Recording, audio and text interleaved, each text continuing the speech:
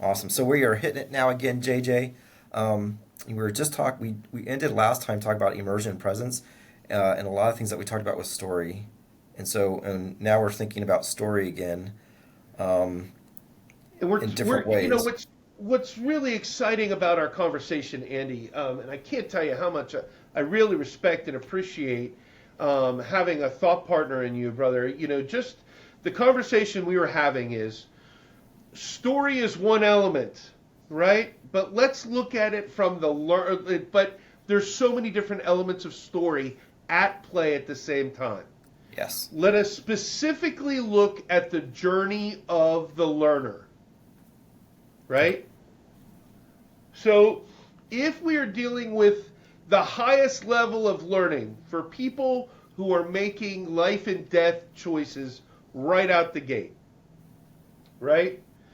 What we see happening is there's classroom learning. Here's all the stuff you need to know, right? And we've seen classroom learning done in many different ways. In a medical situation, it could be in a pre-brief, right? Yeah. If you're teaching at a university, you might have to watch like these horrible videos on how to drive the university's vehicle, right? So, what is that didactic moment, right? Which it's very often dry. It's difficult to retain.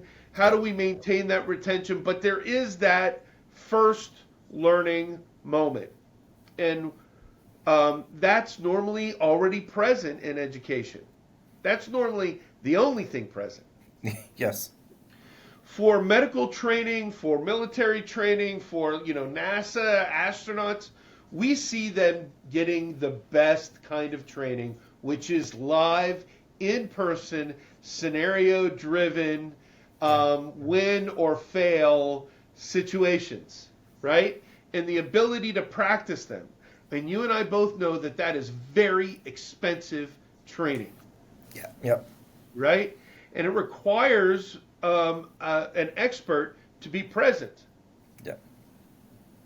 Often, when it's in the best, that expert has this focus on a singular individual at Hmm. times. Yeah. That's very expensive, Hmm. right? And then let's say we give it a location, right? Maybe we have equipment um, Hmm. to run the whole scenario. Maybe it's a large live action um, uh, active shooter training, Yeah. right? So let's talk. So we've got these two moments: the didactic learning moment and the live, try it out, test it, make it work. This is it. Often we have access to those two experiences once, Yeah. right? Or we have a video to watch that we can rewatch again and again. Now you and I have started talking about those are two story experiences, right? Yeah. One is didactic story, the other one is a full-on immersive living experience. Yep. In between those moments are other possibilities for a learning pathway that reinforces elements to maximize the effect of those two existing moments. Yep. Okay? So that's just sort of getting our listener up to Yeah. speed with what you and Thank. I are Yeah. That's talking about, perfect. right? Yep. So now we're talking about, so we've got that first didactic moment, that learning moment, whether it's a pre-brief, whether it's a classroom experience, whether it's a video that we had to watch. Um, Now we need to reinforce that moment. And you and I have been looking at micro learning, Hmm. right? We've been looking at the work that Kari Heisted does with Culture Coach Yep. International. And we've seen her ability to take Orchestrate VR and build micro moments that go directly to our phones and our pockets, right? Yeah. And so one of the things you and I have talked about is that the phone is the beginning of the extended reality universe of learning, Yeah. Love. Yep. right? Everybody's got it, it's in their pocket, and if they've got the Apple in the last two versions, they can even shoot in Yep. stereoscopic 3D right now. It's just Yep. not being fully promoted, right? Right. Yep. Um, in part because it's difficult to find the things that digest it. Yeah. My expectation is that Apple is going to capitalize on that. If you've Yeah. put on the Apple Vision Pro and you've seen what the NBA is doing from the sidelines, it's mind-boggling, Yeah. Oh, I right? know. It's more real than life. Yeah. It's so vivid. So these micro learning moments that come to your phone, 3 minutes to 5 minutes, and multiple experiences, they cause you to interact with a slice of what you just learned. And then it gives assignments to advance that thinking, Yep. right? Now, if you can pull out the ability to ask somebody not just an ABCD question, right?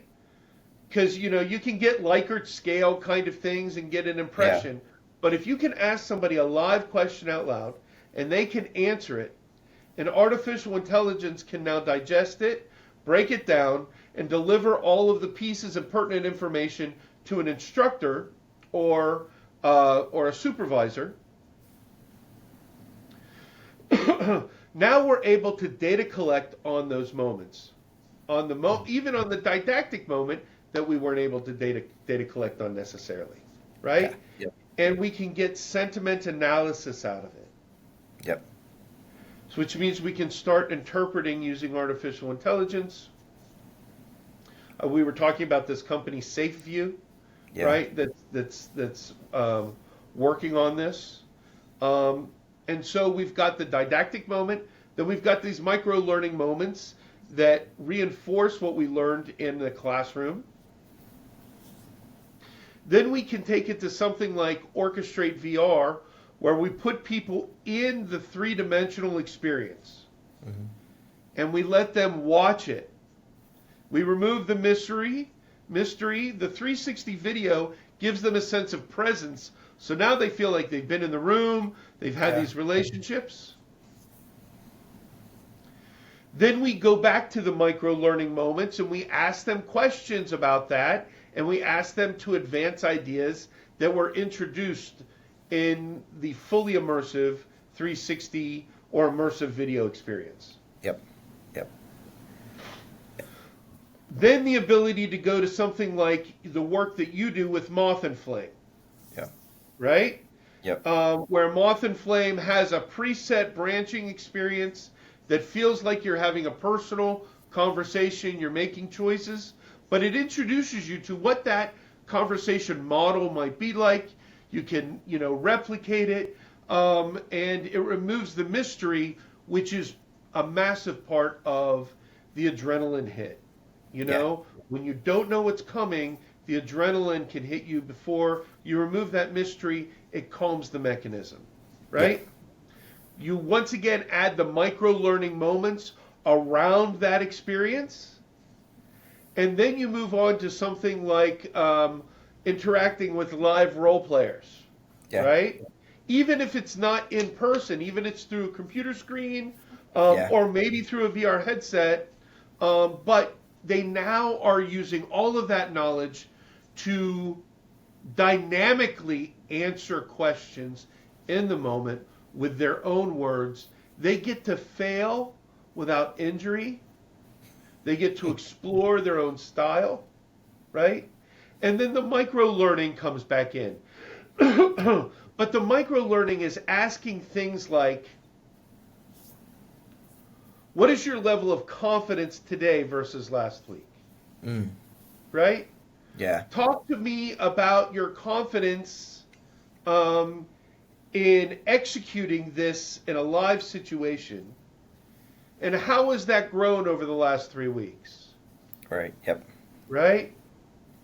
And with sentiment analysis, we can start finding out, where people might be holding fears or anxiety. Yep. But then also opening up the questions for them to be able to say, what questions do you have? What are you concerned about? What can we assist you with? And so now, without needing to burn an individual's time finding out that questions, you're gathering all that data from all of your airmen, Oh, yeah. right? and you're able to deliver it to your instructor or your supervisor, who can now feed that back in, because of course Orchestrate VR lets you dynamically change things in the moment. So now we get to the last step, which is the live training simulation, Hmm. which is the moment that you guys spend all that money on Yep. and that you are so gifted at creating. Yeah.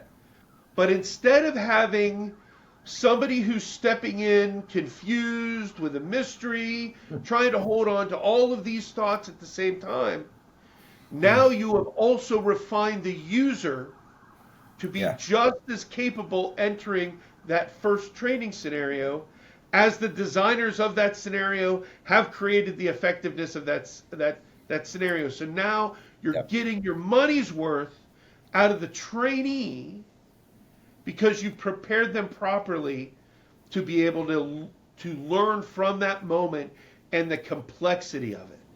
Yep. But now you need to capture that moment as well, Hmm. so that that learning moment can scale beyond that moment for either um, remediation or for future classes. Yeah. Yeah. And you Yep. think of all of that brilliant, expensive live training that has been going without putting a $500 360 camera in it, and you press a button to capture it, and it lives forever, Hmm. Yep. right? So, Yeah. thanks for letting me go on a little bit of a diatribe there, Andy. But so that's That's a good sort of stuff. to the listeners the a learning pathway that we're thinking through. You've got the classroom moment, you've got micro learnings, right? You've Hmm. got the virtual immersive experience that you get to live through.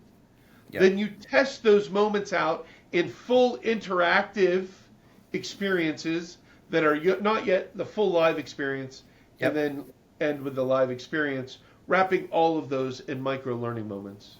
Yep. So it's almost like when we talk about extended reality, or more maybe an extended environment. Actually, it's I would say it's more like extended learning. And I love, right, because in each of these moments, there's Yes. I've been thinking about. So when I was at ITSEC in December, one of my students, or her presentation was on a suite of devices. She talked about immersive learning. She talked about your taxonomy, and she looked at what device do you purchase or acquire for your immersive training program. And through a framework, it focused not so much on the cognitive side of like, yep, this headset will or this device will benefit your training program because it'll meet the cognitive skills that the student or participant's going to do, but it was focused more on the affective side, right? And as I was listening to your talking, right, each of these moments as you're in it, whether you're watching that didactic moment at the beginning where you're watching the instructor give you a lecture, you're watching a video or something like that, right, there's an affective state of mind that the student or participant will have in that moment. But as you started unpacking this extended learning ecosystem of micro learning and how that looks to 360 and orchestrate layered 360 videos to other immersive or extended experiences, all the way to the live training moment that you do in live real world kind of Yep. training. All those different moments are actually the student or participant will have an affective state of mind, right? And the research calls this flow theory, right? What's the flow of the individual? But also, I think what you've just described is actually the flow of extended learning, because that is all one thing, or that is all trying to get the student to a certain endpoint, right? So all of that, there's a flow for each of those little experiences, but Yes. also the entire thing has a flow, and that flow is all about, you know, the skills that you want the participant to do and the challenge that they bring to the table, and then how you understand that to put them through these different moments, which is what you just talked about in this kind of extended environment of learning modalities or ecosystem that you just described. So this idea of the affective state of mind and this idea of like flow, whether it's the individual things or also this concept that you just lovely laid out about this ecosystem from didactic all the way to the live thing and everything in between. There's this flow that we have to think about when we're putting the participant through these things. Yep. And you know what's lovely about it is, let's think about the flow, right? Because in order to be in flow, you need to not be distracted, Yes.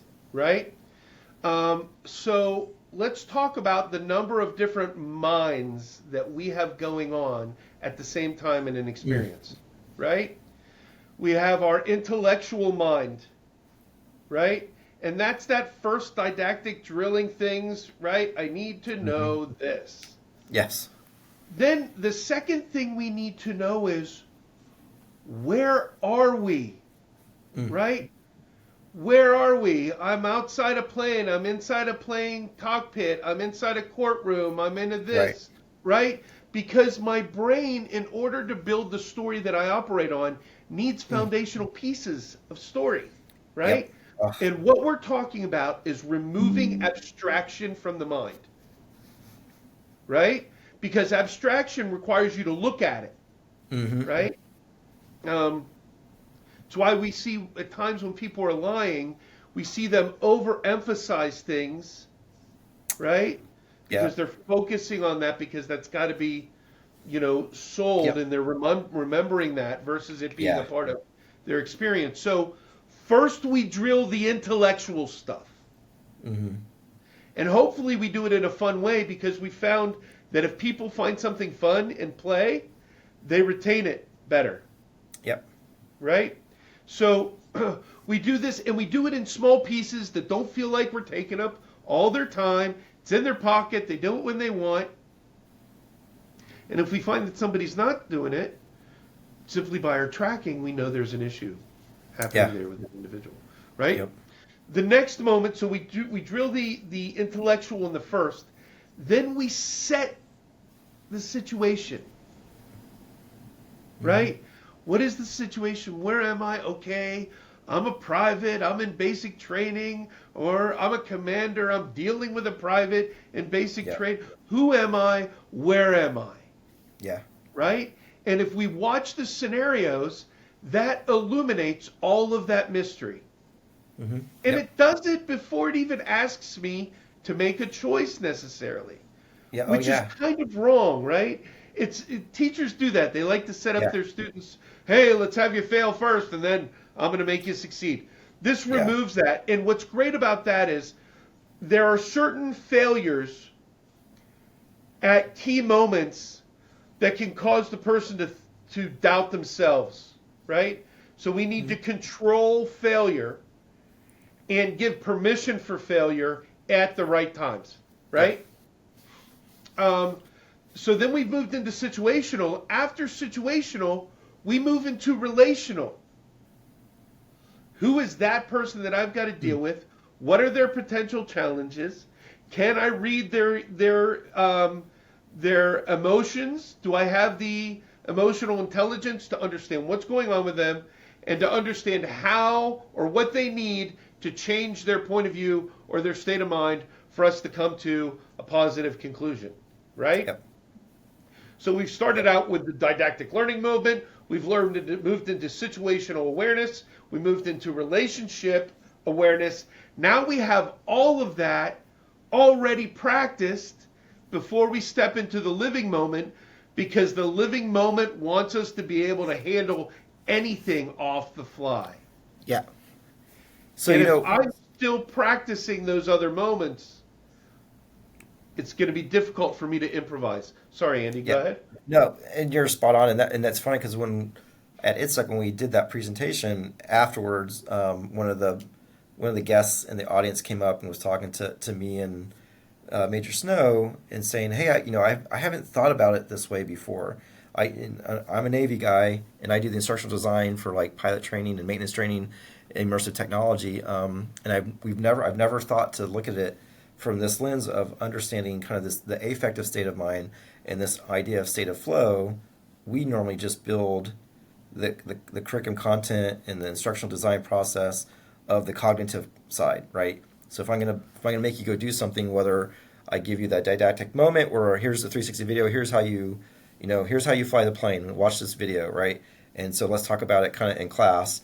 And now let's have you go do it. And whether that's in a VR simulator or something, or even actually the live aircraft, they've forgotten these other aspects of giving control to the environment, to the student or to the participant, the interests that that participant is going to bring, their attention, their motivation, the balance between the skill and the challenge that you're asking them to do. None of that was in the thought process of this Navy individual who said we built the experiences for them to go do the things, the cognitive things. And he goes, I Yep. never thought about setting up the affective side of things, right? And ensuring I take away, right, the unknowns. I ensure that control of the environment is given as much to the student, right? They know the storyline, or like for the Navy person, the direct, they know exactly what the student is going to do in the experience. And but I promise you, a majority of the immersive experiences that are done in technical training platforms isn't be very specific. It's like, I want you to learn how to shoot the gun better. Well, there's a lot to that. Do you want me to be able to hold the gun correctly, or do you want me to be able to aim? There's a lot to shoot the gun better or to fly the plane better, right? So being Yep. very specific about what the skill is that you want, and then creating the experience which gives the right amount of opportunity for them to do that with the awareness, the storyline, the control given of the environment to the student.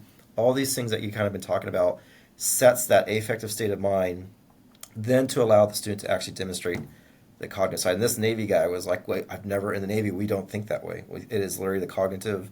I've never thought about developing the affective state of mind first with the experiences and then looking at the actual performance, the cognitive performance. So you're talking on a lot of parts of that flow, that state of mind, before you put the students through these experiences.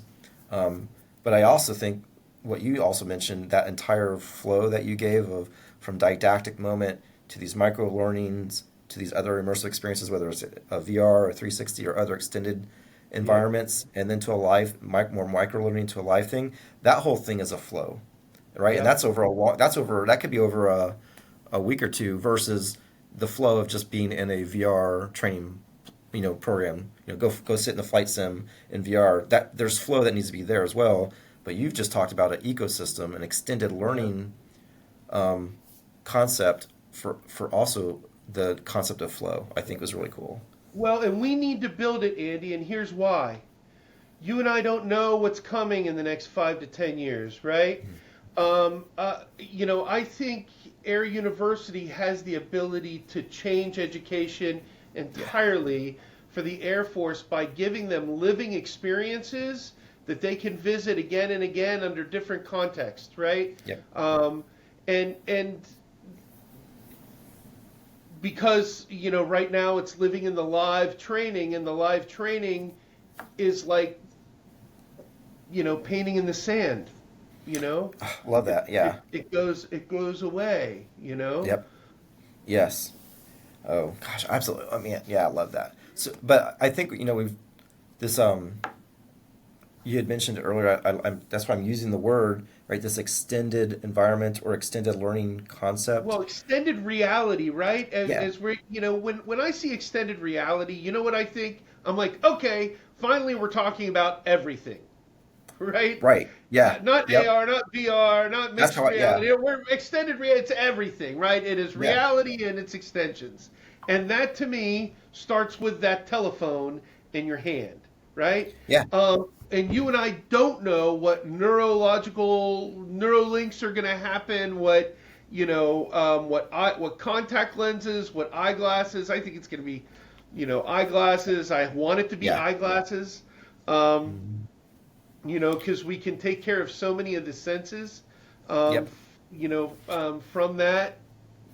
But I'll tell you though, Jay, I think a lot of people though, when they hear extended environment or maybe even if you hit extended reality, right? That's that overarching umbrella term that encapsulates, virtual reality, augmented reality, mixed reality. But I think our concept looks at it a little bit broader, so people understand that there's so many more experiences that are under this kind of concept of extended reality, or maybe extended environment might be a better term, because extended environment means extended reality, mixed reality, augmented reality, virtual reality. It means your phone, it means your computer, it means your iPad, it means your That's right. tablet, right? Yeah. It means your Apple Watch, or Your it ring, if means, you got one of those yep, rings, right? yep, and how And you part use of it, all of it. it's an attitude that I've seen, which is that immersion is about immersive technology. And you and I both know our elementary school teachers are brilliant immersive Hmm. educators, right? Yeah, We need yep, to learn from our elementary school teachers how they generate story, how they generate fun, how they generate interactivity, right? yep, I mean, even as simple as reinforcement, right? Like yeah, when you're at a casino and the slot machines are going off, ding ding ding ding ding. yes, I mean, half of us remember being in a class with the teachers giving us the evil eye, going, "Did you do your work this week?" And we're like, "Yeah, I did. I'm trying to figure out yep, what I'm going to tell you." Meanwhile, we could be generating positive emotional bumps to create a desire to learn, to create an excitement over learning. yeah. And that helps flow. Yes. All right. Yep. Yeah, and that's why I think we miss it. I mean, I don't think there's many out there that look at the affective state of mind or flow first before developing an immersive training program or immersive education program. It is the cognitive side. What thing can I do that's going to make them do the behaviors that I'm trying to teach them, right? Versus how do I get the student into the right state of mind, right? So that they'll benefit the most from when I do put them into that, that they'll have the self-efficacy to go after that, that they don't have anxiety, they're not bored from being in the experience, they're not stressed out from being in whatever the experience is, whether it's a micro learning thing, whether it's watching a 360 video on a laptop, or watching it in a headset, or doing some augmented reality thing, that they have the right state of mind, that they can actually do the behaviors that is the environment's asking them to do. And so, Andy, and it's all yeah, about the fact that real learning is not a Jeopardy quiz, right? yeah, The stuff that we're talking about and the next level of learning that I think we're talking about at university levels is actually preparing people to do work on the job, right? yeah, yep, We yep, already see that in our medical training. Our medical yep. training Very has good to at it. prepare our medical professionals on the first day to make smart choices, right? Yep, yep, And I think other educational learning is going to move in that direction, because the idea is not, hey, can I give you a quiz over 100 questions? But when the semester's over, do you have the skill set to go and do this with people without me around? right, yep, Right? yeah, And that's the level of training we're talking about. And if we're talking about that level of training, then in order to get to the flow, right? You've seen somebody, a professional at work, doing their things. Like if you've ever watched a nurse who deals with sterile equipment, yeah, watching them prep before a surgery is like watching an artist, right? I mean, they have yep, got everything down. It's so specific, so beautifully done, and it has to be done that yeah, way. yep, And that happens to be a hard skill, right? yeah, And part of the challenge is we think the only things that need to be done again and again correctly are hard it's skills, right, yep, right? yeah, When 90% of our day is probably soft skill yeah, challenges. yes, yep. And I think I think that is harder probably for educators and designers and stuff, because so how do you create the right affective state of mind or flow? And I think it goes back to some of the things that we talked about in the last time we met and did our podcast, was really this immersion. And what you talked about a lot is setting up stories, setting up the environment, setting up control of the story, right? Getting out of the intellectual part of it, right, and getting them into that moment time passes by, they feel like they're connected to the environment that they're in, whether that environment's in VR or AR or it's 2D or whatever it is, but they're connected to the environment or connected to the story, whatever term you want to use, right? To create the immersion, the presence of the experience that you're going after, and that is the affective state of mind. And story immersion, which we talked about last time, right, is why we started with that, because that is the foundation for all of these things. Well, think of what you're saying right now, right? In regard to learning, let's think of our traditional classroom learning from high school, right? And now let's think of what were you just talking about? Story, right, being part of Oh, how we oh, create the immersion. right, right. You want, when a doctor enters a room, you don't want them to have 10 words that they know. You want them to have the whole functioning story in their head, Hmm. right? Yep. So they can be your Sherlock Holmes and figure out what's wrong with you, right? If they're missing data, if they're missing pieces of the story, they can't accurately predict, right? And that's the difference between what a classroom learner is coming out with and what somebody who's going through simulated training, right? The whole story needs to live in their head. Yeah. And the 10 words need to have now they need to live in their head beyond definitions, but now as ideas that I can synthesize. And if I Hmm. can't synthesize those ideas, they're not really useful to me, Yeah. Yep. Yeah. right? Yep. So we're talking about preparing the learner's head to hold the whole story, Hmm. not just little blips of knowledge that anybody can look up on the internet, you know? Yep. Yeah. So I don't, and maybe this might be, I don't know. So here's an example I've always thought of, especially in the human domain and sitting at Air University. If I think of the concept of story and immersing a student into story around the human domain, and let's say we want them to be able to practice and apply emotional intelligence and decision making, accountability, active listening, empathy, a lot of the human domain skill sets, creating that moment or those experiences. So one of the things that has been in my head is for students, the two major colleges at Air University are 10-month long programs. So the students are here for 10 months.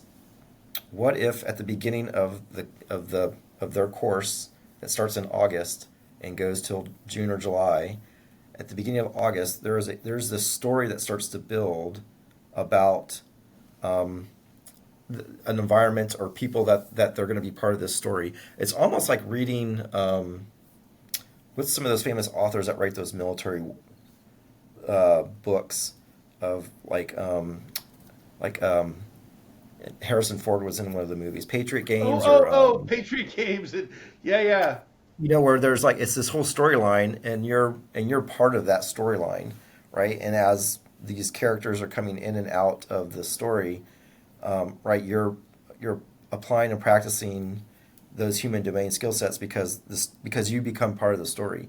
The students or the class is part of this environment, this Yep. story, this kind of John Grisham storyline of, here's another member of our class that's here with us, and as the story unfolds throughout the year, through different approaches, whether it's doing things, and then we get to apply these things because we're connected to this story, if you will. As an example, kind of pulling back to the story part, if you will. Instead of like, hey, today we're talking about emotional intelligence. Let me give you a scenario. Let's talk about how would you apply emotional intelligence if somebody came to you and Yeah, said that man. they're, So but Andy, instead there's this, I now want Air University to hire Rosella Immersive, oh, I know, right? yeah, oh, absolutely. This Because is, I want you and I to consult on building that storyline, right? It really yeah. reminds me, after 9/11, I was asked to go to a look at military simulation from a decision maker's point of view, right?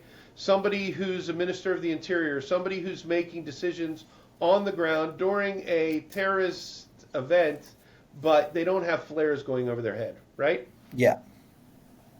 And the key was to start the story because they went through 2 months of training, these people, before they went through a day of simulation. You know, people try to shove all the simulation and like, let's do this, Yep. and we'll do it fast, and everybody's making their bubble in A, B, C, D, whatever. They're not really, they don't have the time to get into the flow Yeah. of the experience. What Yep. you're saying is so lovely, Andy. The idea of starting the story a year ahead of time Yeah. and building, pseudo back channels, right? And Right. building pseudo characters that they've got to Yep. interact with, and then putting those people at risk, or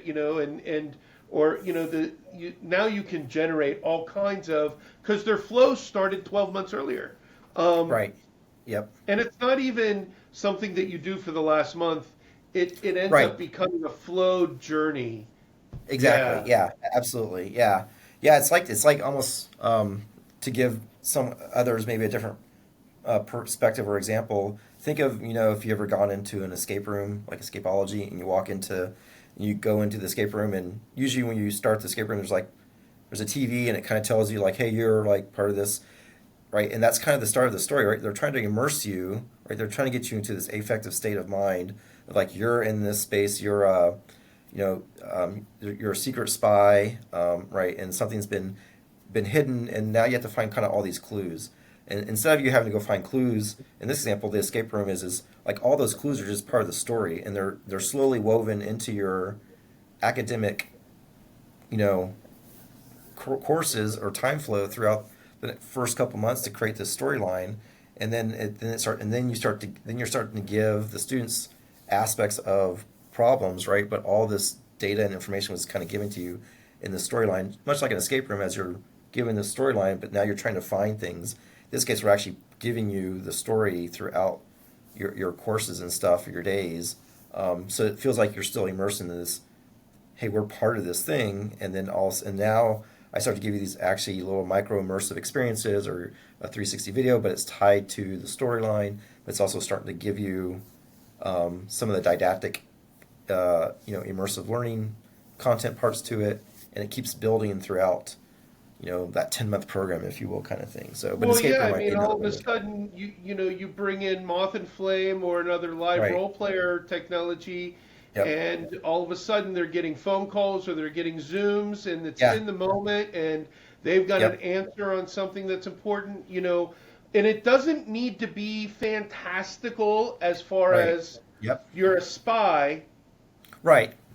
so much but although I think that is the future, Andy. I Yeah. think we are looking at the future of entertainment, but it's going to start in Hmm. training. Um, and I see something like Andy. So let's say you're maintenance, right? Um, and you've got to take care of. Give me something really scary that you might have to take care of in maintenance. Um, an airman getting sucked into an engine intake in Okay, either. so let's say that's your first day, right? Welcome, you're now head of this. We've seen this happen 2 times, right? It's your responsibility to make sure it never happens again, Mm, mm, right? So what I've given you is I've given you a new task, a new position, which is great because now I don't have to manufacture a bunch of backstory, yeah. Yep. right? Yep. I've given you a new task. Think of it as your super objective, right? Yeah. I need to lead this, and this never needs to happen again on my watch, Yep. right? Now, along the arc of that story, right, we've given the individual a super objective. You're this, you need to take this department to this point, right? Now, along the way, they have these slices of life. Each one of those slices of life has its own learning objectives, Okay. Yeah. right? And the individual has their own objective in that, Mm-hmm. right? So the teacher sets the learning objective, the individual has something they need to do, but while they're doing it, they need to make sure they accomplish it utilizing these three thought processes. Right. Yeah. Yep. Yeah. I think yeah, that's the and I think and that I talking through this example I think brings us back to um, that all was designed to ensure that the student has an affective state of mind for what we're asking them to get after that main objective, right? Yep.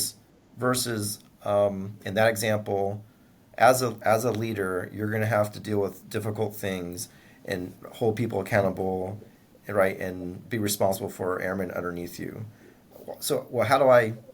So let me give you a simulation, right? So it gets disconnected um, from motivation, from internal motivation, from having control over, why am I doing this, right? There's no, um, There's no on ramp, right? yeah, And yeah, so think of it like this: every time we emotionally engage, right, and our emotion starts to build, think of it like an airplane taking off, right? yeah, If I am emotionally connected to the situation, let's say I've got an airman who's really top notch, but they had a drink and then they went and flew, hmm, right? And they're coming to me and they're asking me to take them, or they've had a drink and they're about to fly, yep. right? Take me And off the they're flying they're schedule. asking me to take them off The flying schedule. the Yep, schedule, right? If I am not in the flow of that story, yep. um, Ah, none of the yes. pieces of me that need to be worked out like a muscle are being engaged, right? Right. Yeah. Absolutely. Yep. It's sort of like me saying, okay, Andy, so you're a cheerleader, right? Now I want, Yeah. what? I love Like, it. how am I supposed to, what? But if you know that when a certain phone ring happens, or when you have certain Zoom calls at certain times, it's in story, Yeah. right? But even in story, we need to set up time to get them into the story. It, Yes. it, Yeah. I will tell you, it will not take you more than 30 seconds. If it's Yeah. being done right, Hmm. it can be a simple thing. I mean, Yeah. you and I know it could be a little game that's played, could be, Yeah. truth of the matter, it could be a mantra that's said before you do it every time, here I am and here we go. All of a sudden, that for some reason that awakens something in my mind. But we don't want to Yeah. do that kind of abstract thing. We want to give them Right. something simple that has them thinking for a few seconds, introduces who they are, right? Maybe even gives them here we are, we're coming 5, 4, Yeah. or it's got a sound, that takes So us you know, into something.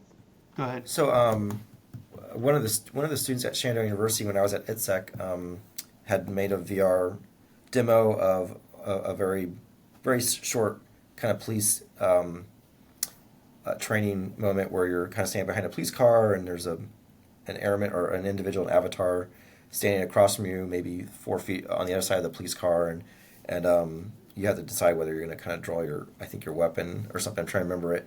But before the simulation started, when you first went into the headset, there was like this scene story that was there first. There was some slow montage words that came up, almost like the Star Wars thing, where it Yeah. kind of gave you a little bit of that, and then it gave a little bit of statistics, I think, and then like you heard like spatial audio of like a car chase. So you heard the cars on this side going, and then the police car was coming next to it and stuff like that. And it kind of put me into that moment of the story. It kind of put me into that flow, if you will. Yeah. And then it kind of went kind of black, I guess. I'm trying to remember. And then the simulation came up and it started. I'm now standing on the other side, and that was a student, Shenandoah, that built that. And we hadn't talked about this or thought about this, but it's always been in my head. And what I mentioned to the student is how you bring an individual into the experience while they're in the experience, and how you bring them out of the experience is hugely important. And I don't know if you know this, but what you did at the beginning with that little kind of intro montage thing that you did was extremely important into the development of that experience. And she was like, "Oh, I had no idea. I just thought it was kind of cool." Right? But I think that's kind of what you're talking about just an Totally. individual experience of a VR simulation or a VR experience there, that she created this story that was probably 35 seconds long, 40 seconds long. I'm like, and there was no visuals other than the words and then sound of a car chase, right? And then the wheels screeching, and then now it fades, and all of a sudden I'm standing on the other side of the police car, and there's a person on the other side, with getting them, and they're out of their car with the door open, right? And so you kind of knew exactly here's some information. There's this bad guy running, Yep. there's statistics of people and police shootings and things like that, and then you hear this car chase for a couple seconds, and then you're in the scene. I was like, ah. And I told her, I was like, you set up a story. How you brought them in was extremely important. And I talked about how we got out of it. I can't remember, but I think the exiting wasn't as flowing, if you will. But bringing me into that was a great part of it. I think that was actually even better than the actual sim part itself. Right That on. was Right. And so. both are so important. Both that opening moment. So we were building an empathy trainer for the Federal Law Enforcement Training Center, right? And it was we were using Orchestrate VR, the software, and what we were doing is we were placing somebody in the experience of an individual who's in the process of a psychotic break, Mm. right? Specifically with schizophrenia, right? Oh wow, yeah. And what's really interesting, and so you're in the experience, you're hearing the voices. Somebody tries to call you, you're arguing with yourself. Those voices are arguing with you. An explosion from the back pipe of a motorcycle goes off, and that triggers the Mm. full blown event. You're trying to protect the children, but then you start seeing the parents start to warp, and you think they're evil. Either way, what Yeah. was really lovely about what FLETC did is their undersecretary, I believe that's who it was, did the opening video, right? And so you're moving into the virtual experience, and her video pops up, and she welcomes you to the experience. She tells you how important the experience is, Hmm. Yep. and she invites you to take it seriously. And then she asks you to breathe with her, Hmm. breathing in for 5 seconds, hold for 5 seconds, out for 5 seconds. One more time, and when you're ready, press enter. Right? Hmm. So you know that Wow. Yep. breath is a massive focuser, right? So Wow. I thought it was phenomenal that here's the Federal Law Enforcement Training Center saying before you start this, and then at the end of the experience, she came back on and she goes, "Okay, let's leave that experience. I'm going to ask you to breathe with me again." So talking about Hmm. taking also responsibility of the psychological health of your individuals, because Yep. when you put them in a simulation, you never want to trick them, Right. Yeah. Yep. right? It's not fair to do that, right? So when you're putting somebody in a simulation, they are giving you permission that they are going to be vulnerable to the moment, Love that. Mm. right? Mm. So you want to take care of them psychologically Mm. in that Yeah. moment. And if you are going to test them psychologically, one, they should know it. Two, they should also have already been through slivers of the experience so that they can get all the fear, the adrenaline, the mystery, everything out of their head Yep. before you're asking them to really improvise at the highest level. Yeah. Yep. Yep. That is setting up that the affective state of mind, right? And so I think you remember. I think you showed me some of that. If I remember this now, yeah, I do remember that was quite powerful. But that's like you mentioned. That's bringing someone in. That's giving them as much control over the environment. It's them connecting with, the actual optimal experience that they can have, and that what they're doing is going to give them really intrinsic reward for the learning that they're going to go through, right? All those things are part of this kind of flow. But as you mentioned, maybe even simpler terms, right? They're giving you vulnerability to them, right? So not tricking them, right? How you bring them into the environment, even how you probably exit out, which we don't talk about much, and you hardly ever see that probably in most immersive experiences. And when I say that, especially in like training simulations, right? It's like, okay, take it off, or like you've landed the plane, you're done, or like you fixed whatever, or There you've are done, there are yeah, some scenarios, like large scenarios, yeah, where then you've got people that are wearing two different colors, somebody who's in game and somebody who's out of yep, game, and you can approach that person out of game so that you can make yep, sure that everything is safe. Um, but yeah, rarely do you want the person to leave the flow moment because you've done so much to earn that flow moment. yeah, And yep, you can't start testing their instincts until they're in flow. yeah, yep, yeah.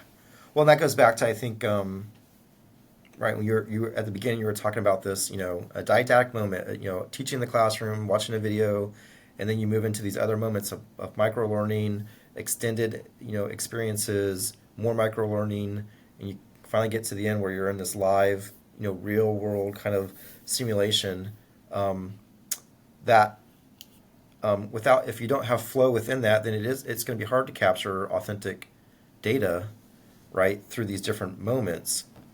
And so if you do even do a micro learning, if you don't have that right state of flow, if they haven't set the first moments of experiences first, then going into the micro learning, you can do that, but the data may not be um, as clear as you want it to be, or as authentic as the data that you think it's going to be, right? Because they're not in the right state of mind. They're not engaging the right emotional muscles that you probably want to hit them with. So, or want them to activate, right? You So know, this that's right this that's the flow. that's the beauty of sentiment analysis with AI, Yeah, right? yeah, Is yep, sentiment analysis should be able to say, this person is intellectualizing all of their answers, right, yep. right? Hmm.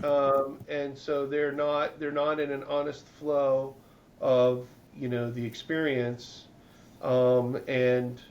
And what does that mean? Well, it means that we don't know what's going to happen to them when they get an adrenaline hit, Mm-hmm. right? Yep. Because we're not really generating that for them. We're not seeing Hmm. that genuine. So it might mean that we need to create a different kind of experience, right? I mean, Yep. that's not on them. That's Right. teaching us. So maybe I'll give you another example, and I'm only walking this through because I think so. Dr. John Hink, you've met Dr. John Hink. He's does the Oh coaching yeah, for us for LDC. You know Dr. Hink, super smart. Yeah. and he's working with the live avatar simulation, right, where there's a simulation specialist controlling the avatar, and you're talking to the avatar on screen, usually on a difficult conversation. So an avatar pops up on screen, and it starts to tell you this issue, or you've been given a scenario. Hey, this airman or this individual's having a problem, and you have to respond and have this conversation with this avatar. And like we have talked about in that type of simulation, it's hard to capture the performance, proficiency, the behaviors because it's a live conversation. What Dr. Hink is working on and has been able to get a little bit of money with Janine's company is it's they're going to capture the recording of the conversation between the avatar and the student, and they've picked based on the research of all emotions, I guess, five emotions. I think like anger, contempt, happiness. I'm trying to remember the five emotions. Yep. Um, and Janine's company has partnered with Hume AI, which is an AI company that then takes that conversation that's been recorded and they have their data or program that can take it and assess from that conversation your emotions to these five emotions through that conversation, and it gives you of that timeline. It shows your emotions where they're at Nice. during Where it that ebbs that and flows. timeline. Right. So, it kind of goes back to a little bit what you just mentioned. Um, if that's their actual right emotions, are they in the right state of mind? Right? Is there a flow? Have I too quickly put them into the scenario? and you've seen it, right? It's, a student sits in the seat, here's the scenario, you give them the paragraph, they say start simulation, and they start having that conversation. So that's the entry into flow And that's what's been the created. challenge with that, Andy? What's the challenge? Is that are you setting up the environment Yeah, yeah. Are enough, they in an right? affective state of learning, right? Yeah, They right. just looked at the thing, And all of a sudden, um, yeah. I love where Dr. Hink is going with this because it'll be one of the first time they're testing, right? And they've had to create a scenario and run it and test it, right? And as instructors with the sim specialist and with Human AI to do it to give you the standard what the assessment would look like for these emotions. So then when a yep. student does it, it has this range of like, so like in this scenario, usually you're going to see happiness and joy or contentment, right? And these parts of the storyline that the avatar is giving you, right? And so, but it still goes back to the only thing I think that will be missing, which I think other instructors have asked, is how valid is that? Because do we know if those are authentic emotions that the participant is displaying in this live conversation? And it goes back to, I think, this flow state. Are they in the right affective state of mind as this simulation starts? And because I don't think any of us, and we've been doing the avatar sim for 6 or 7 years for LDC. It's the capstone, but I've never had to do any data analysis. It was just an experience, practice kind of neat live conversation with an avatar. The student sits suspension of disbelief. They don't, like, hey, wait a minute, how's this avatar talking to me in live conversations? Because we don't completely tell them. Because it took a note, like, we're not trying to trick them that it's not all AI driven, right? It's just, hey, you're going to have a conversation with an individual from your unit, right? And it happens to be this avatar that comes on screen. And so the students are kind of like into it, right? Which has been fine up until now. But now that you're going to start to add an analysis of right emotions or something, which are really tied, emotions are tied to the affective state of mind. Have we created the right state of flow or right storyline or immersiveness to start into the simulation? Well, let me ask you another question. Before we even get to that, do they have an opportunity for self-evaluation?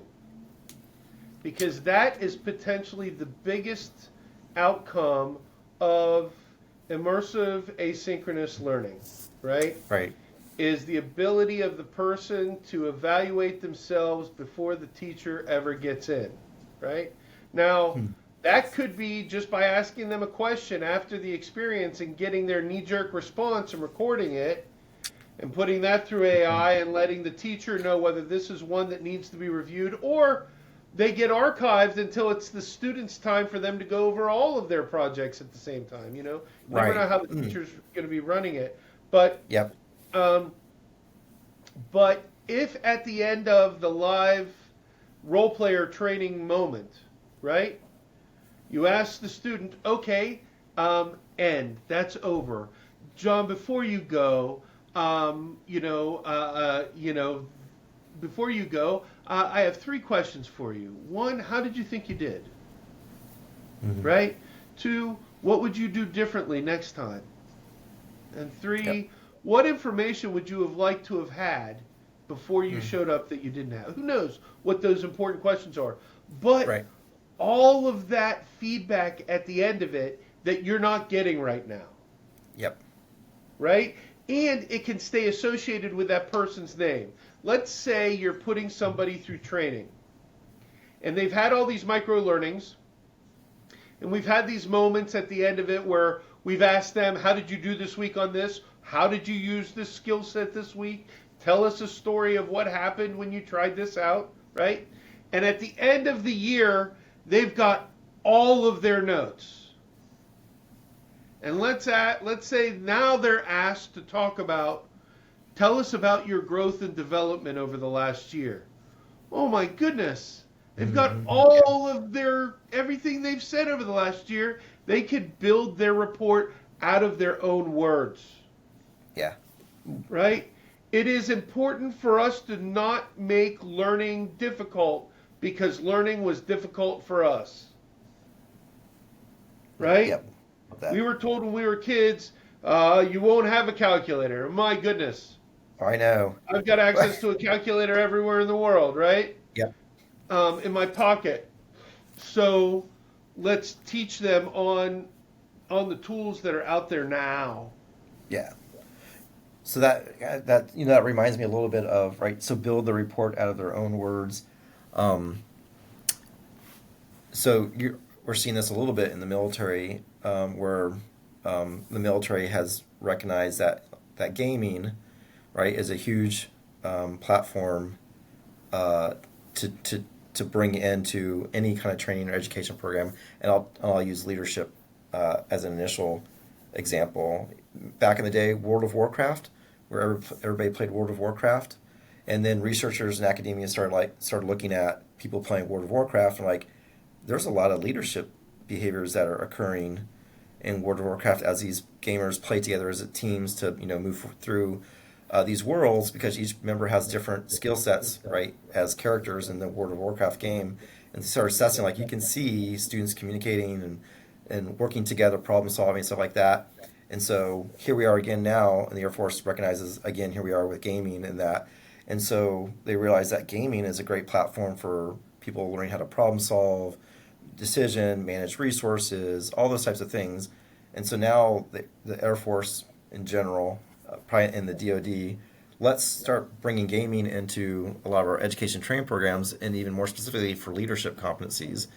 And so then, like, so let's then have students play these games, and we're going to ask them, we're going to tell them they have to play these games, right? So we can assess their leadership.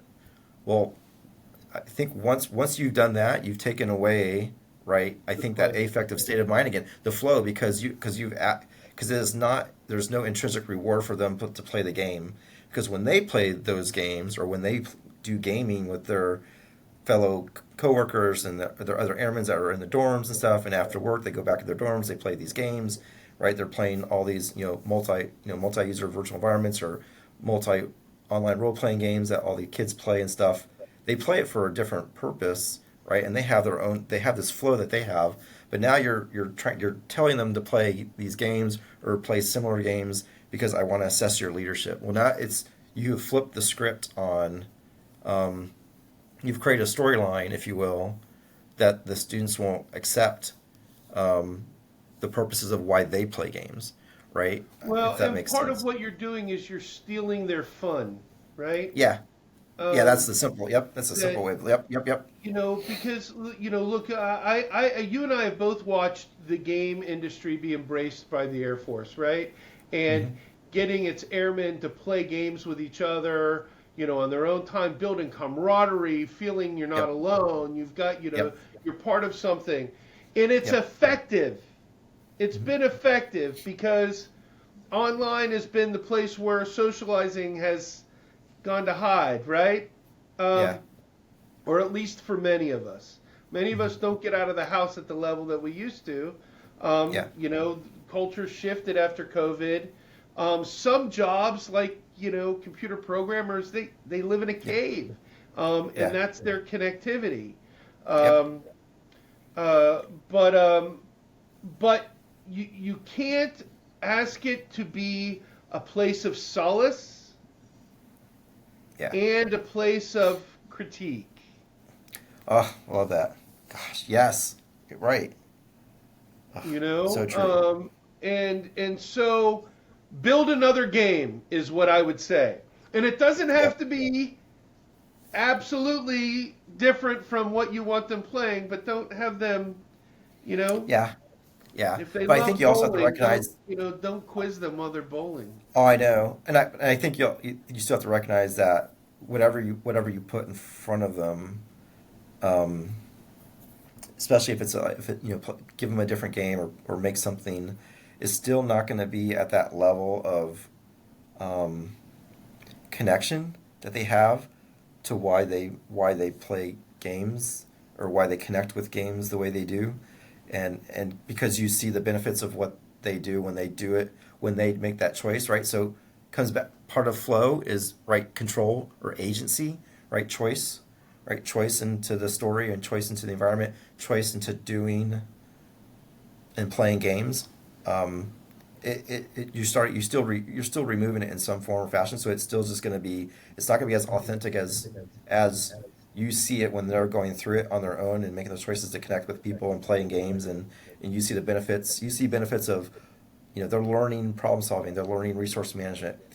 Yes, they're learning, but once you flip the script and say, do it so I can see if you're learning, right? Now you've lost, even if it's the same game or you make a different game. I think that their um, purpose for being in that environment is different, right? And so, right, being there, right, being in that virtual space is part of that flow state is going to be just different. So, and because we have a Game of Palooza conference coming up in April, the second annual Game of Palooza for the Air Force. I think it's going to be at North Carolina University. They actually thought about maybe doing it at Shenandoah University. I don't think Dr. Obey Well, can I do love it, the but Shenandoah Center for Immersive Learning. You I, and I both know that, I'm trying to. I Um, think they're talking to Dr. Obey. I met them meet up, but that was one of the conversation topics. I think it's going to be at Game of Palooza is um, the the disconnect between leadership, understanding how airmen and guardians look at gaming, right? uh-huh. And we see the benefits that it provides to them, but then trying to use those benefits to do, like you mentioned, critiquing and assessing of things. And when you're trying to push that onto the airmen and guardians, you're not going to get it an authentic, because it's not the reason airmen and guardians play games, right? They don't play games to go and like show you that they're building their leadership, behaviors, or Right. building their, right, they're playing it for different purposes, and that's right. We have to understand, I think, that model concept. I think it goes to us understanding their affective state of mind versus when we ask them to do something and we're critiquing them. But it's a Well, and game, so you should have the same, you know there's something else there that you and I know have talked about in the past, which is if you got somebody who's cynical or who isn't playing, right? Um, Often that's somebody, often that can be somebody who's, they're having an ego challenge, right? And the way to engage somebody like that is through competition, right? Mm. So we're playing the game. Let's say we're playing Call of Duty, right? Yep. And it's we're competing against each other. It's all right, JJ. Well, get in. Let's see if how you can do against Andy. You know, Yep. I will play in order to win, right? Now I can get into an intellectual flow of winning. Now, anytime emotion starts to enter that situation, frustration starts to happen, right? Hmm. So I am engaged in that frustration element because it's these things are interfering with my ability to win. But you and I also know that the challenge, if you use competition to cause your individuals to engage, it removes empathy, Ooh. Mm. right? Hmm. Because now they're task oriented Yep. versus human oriented. Oh, yep. Mm. So it's a it's these, but now you can also trick them, start them out somewhat competitively, and try to pull them into Sure. Yeah. another world. Because once you've got somebody in flow, as long as you guide the flow, you can take them Yep. in different directions, right? Oh, I love that. Yeah, absolutely. Yep. Yeah, and I think that's maybe what we're missing. That's something I'm hoping to bring up at Game of Palooza with all the kind of the gamers and people that are in the Air Force. That's why we have this conference that's kind of new. It's our second one. Last year was the first one. Is to I talk would about really, these. Andy, think of a 15-second gateway in and a Yeah. 15-second gateway out of the experience. Yeah. Hmm. Yep. Um, and you might want to even theme it so that it induces a specific kind of focus. Yeah. For example, you know, and not this, but if you played as you were bringing them into the circumstance, if you saw ghosted images of, the bald eagle, and you heard in the background, the Star Spangled Banner, right? There are sense Yeah. memories and things that we can connect in Yep. if Yeah. if there's a specific point of view you want to start them off with, you Yep. know? Yep. So that gives me and I don't know how much more time we can need to go, but so the other thought is right. So there are three students, at Shenandoah University that are building um, the virtual the Project X VR for us, and Yep. that's kind of and so I think I meet with one of the students tomorrow because they're finally back in school to kind of give me an update on kind of where they're at. But these are some of the things because I'm not a developer, right? I'm the educator, learning experience design person, and these are Right. some of the things I'm starting to kind of I've been talking to the three students about from Nice. that I can provide them in guidance, as they're trying to build it, in Unreal or on Unity. I forget which one they're using. Right, they're trying to build the technical parts of it. I'm trying to build the right that flow, right, the Yep. coming in while you're in it, coming out of it, and this is just a leadership reaction course, right? You're at point A, and you're trying to get your team to point B, and in between is in a physical project X, it might be a moat of water, and there's a big wall, and you have a ladder and a rope, and you're trying to get everybody over the wall without touching the water. And you got 15 minutes to do it, right? That's what there are in physical space. So how do you build something like that in a virtual space that's similar where the students are having the participants have to problem solve and do leadership things, Yep. but you can't just put that into a task and make it similar to the right. There's got to be more of this storyline. There's got to be more of an immersion of the flow part Yeah, to because make that we are, experience accurate. Yeah. if we look at the learning pathway that we were just talking about, the Yep. question is, what's it teaching? Is it teaching intellectual knowledge? Is it Mm. teaching situational knowledge? Is it teaching relational knowledge? And I think it's teaching situational knowledge. Am I right? Yes. Now, there is a level of communication to that, right? Like they're moving Yeah. around a three-dimensional space that they've got a task that they have to do as if they're on a deployment, correct? Yeah. Yep. Hmm. Now, am I correct in that they have the ability to radio each other during the experience, or is Yeah, so you can spatial audio, so and right they're in VR, so it's about 4 to 5 people in this same space, and they're basically having to do something, and they have 15 minutes to complete however the students are going to design, right, this kind of task, if you is it will. 6 degrees of freedom or 3 degrees of freedom? I believe it looks like they're going to do 6 degrees of freedom. Okay, so you're going to set it up like a It'll be tactical minimal maze. though. People will be able to walk in a like a Walk as in Yeah, walking with your joysticks, much like if you were moving around in like Engage or Rec Room, if you were in a Oh, okay, VR, so you're using joysticks. They're not walking the Yep, space. correct. Yep, yep, Okay. yep, Okay. yeah, So what that tells me is that it is more situational awareness, right? Because it's not about muscle memory. If they were actually wearing backpacks and walking the space right. instead of using a joystick, that walking the space puts it in their body, right? Yeah, yep, nope, not, yeah, yep, This is going to put it in their awareness, and you're also getting relational training in this because they're practicing reporting back to each other what their status is, what they've yep, discovered, right? And what next steps are, correct? yes, yes.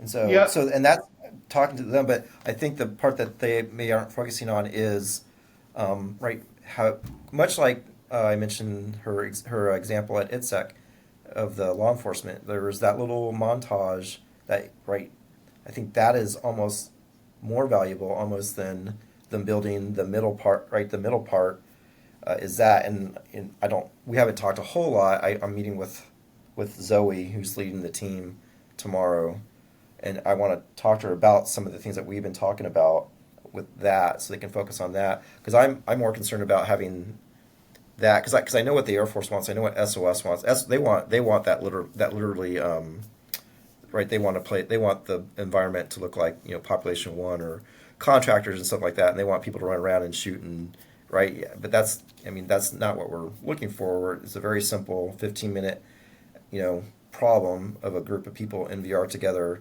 and you may have some information, your other person in the headset might Yep. have different information that they have, right? So it's about roles within the team, information is dispersed within the group, right? So and the students understand that. So build whatever that task leadership reaction type course thing looks like. Um, but how do we keep them in a state of flow in that, right? So the skill, what we want them to do, which is I think situational and relational, but like can they do those things in there? I think that comes from setting up that affective state of mind. So how do they develop that as part of the experience and not just create the middle part? Make That's trying sure to get that together. they go through a thorough learning process for how to use the software in Yeah. its Okay. own separate experience. Ooh. Okay. Right? You Good want them to point. drill it so you're like, oh, ding, ding, ding, ding. They're able to get the right joystick. They're able to get the teleport. They're able to Yep. get those Yep. things Mm-hmm. working. They're able to do this. Yep. Each one of those things, separate that from the training moment, right? Yep. So that they're not carrying that load into the training moment. Yep. Um, Good point. Yep. and oh, but there was something else you were talking about um, that it was causing me to think about. I'll tell you what I love about this, and what if somebody happens to be listening to our crazy conversations. Something that I think is important to pay attention to with immersive learning is what devices for what purposes Yeah. and how much capability, right? So if we're teleporting from place to place, we're not. We're actually moving because we're moving with a joystick. Mm-hmm. If we were teleporting and not moving with a joystick, I would definitely say 3 degrees of freedom is better than 6. Mm-hmm. Because 6 degrees of freedom is about walking, right? It's about leaning Yeah. out and looking around the corner, right? It's about really being able to move outside of your space. And if this is situational awareness, you're getting the first person experience. You don't need the ability to walk and move with six degrees of freedom. Yep. I And think you're. three Yep. degrees of freedom right now is so much better at not making people ill, Ooh, right? So that'll be unless you important. have a reason for 6 degrees of freedom, don't use it, right? Perfect. Um, so when you're looking at, is it situational awareness? Is it didactic? Is it relational, right? Or is it hard skill? And we haven't Mm-hmm. talked about that because hard skill virtual training is expensive right now. Yeah. Yes. I mean, Yep. really, when you look at something like the Da Vinci machine, that can train you to give surgeries, right? Yeah. Um, and you look at the surgical VR devices, everything there has to be built by a computer scientist, right? Now they need access to their subject matter experts, but it's really expensive. It's one-offs. It's not yet ready to scale.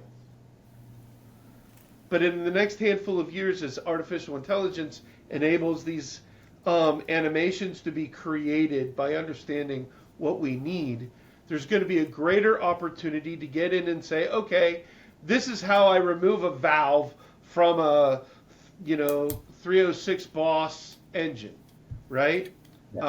This is how I replace my tire, and I can get in there and do it.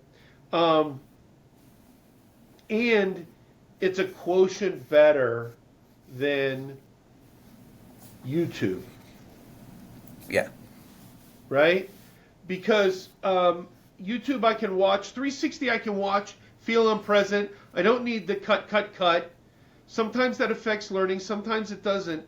But if I can actually turn the valve, turn it on, turn it off, that kind of hands-on VR manipulative education is another level in the pathway of learning.